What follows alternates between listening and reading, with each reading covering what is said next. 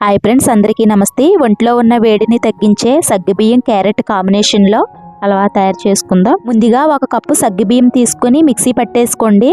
మళ్ళీ అందులోనే కొంచెం వాటర్ పోసి మెత్తగా గ్రైండ్ చేసేసుకోండి. ఎంత మెత్తగా నలిగితే అంత పర్ఫెక్ట్గా వస్తుందండి హల్వా.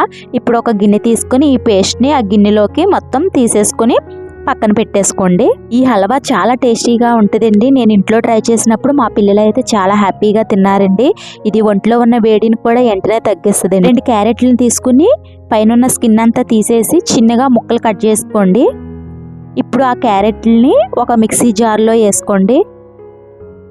అందులోకి అరకప్పు కొబ్బరి ముక్కలు స్కిన్ తీసేయండి. కొబ్బరి ముక్కల మీద స్కిన్ అంతా తీసేసి ఒక అరకప్పు కొబ్బరి ముక్కలను వేసుకోండి. ఇప్పుడు ఇది మిక్సీ పట్టండి. ఇప్పుడు ఈ పేస్ట్ని ఒక బౌల్ తీసుకుని ఒక క్లాత్ తీసుకుని ఆ క్లాత్ సహాయంతో అందులో ఉన్న వాటర్నంతా పిండేయండి. అవి చక్కటి పాలు కింద వచ్చేస్తాయి. క్యారెట్ కొబ్బరితో వచ్చిన పాలు కింద వచ్చేస్తాయండి. అందులో వచ్చిన పిప్పంతా తీసి పక్కన పెట్టేసుకోండి. ఇప్పుడు ఈ క్యారెట్ కొబ్బరి పాలలో మనం ముందుగా మిక్సీ ఆడుకున్న పేస్ట్ ఉంది కదండి, ఆ పేస్ట్ని అందులో వేసేసి ఉండలు లేకుండా బాగా కలిసిపోవాలండి. అసలు ఎక్కడ కూడా ఉండలు అన్నది ఉండకూడదండి. చాలా బాగా కలిపేసుకోవాలి. ఈ కలుపుకున్న పేస్ట్నంతా ఇప్పుడు ఒక కడాయి తీసుకుని ఆ కడాయిలో ట్రైనర్ సహాయంతో వడకట్టేసుకోండి. ఇప్పుడు ఈ కడాయిని గ్యాస్ మీద పెట్టేసి స్లో మంట మీద ఉడకనివ్వండి. తిప్పుకుంటూ ఉండాలండి, అడుగు పట్టేస్తుంది. ఇది నాన్ స్టిక్లో కానీ మందపాటి కడాయిలో కానీ చేయాలండి, లేకపోతే అడుగు పట్టేస్తుంది. ఎందుకంటే సగ్గుబియ్యం చిక్కగా పడిపోద్ది కాబట్టి అడుగు పట్టేస్తుంది. అలా తిప్పుకుంటూనే ఉండాలండి. థిక్నెస్ వచ్చే వరకు అలాగా తిప్పుతూనే ఉండాలండి. చూసారు కదండి, ఈ థిక్నెస్ అయితే రావాలండి. చూసారు కదా, కింద నుంచి కలర్ కొంచెం మారుతూ ఉంటుంది. ఇలా వచ్చిన తర్వాత ఇందులో అరకప్పు పంచదార వేసుకోండి. స్వీట్నెస్ ఎక్కువ కావాలనుకున్న వారు కప్ అయినా వేసుకోవచ్చు.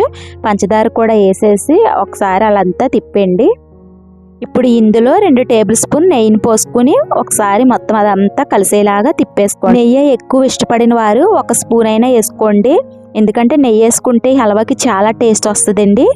ఇప్పుడు ఇందులో చిటికెడు సాల్ట్ వేయండి.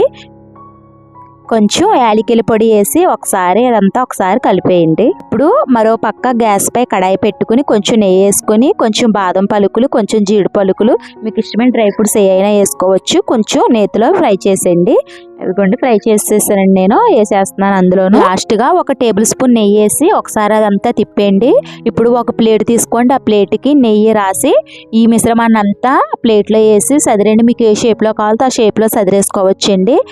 తర్వాత ఒక పావు గంట పక్కన పెట్టేసుకుంటేనండి మనం పీసులుగా కింద కట్ చేసుకోవచ్చు. చాలా టేస్టీగా ఉంటుందండి. ఈ వీడియో మీకు నచ్చితే నా ఛానల్ సబ్స్క్రైబ్ చేసుకోండి. ఒక లైక్ ఇవ్వండి. నా వీడియో షేర్ చేయండి. ఒక మంచి రెసిపీతో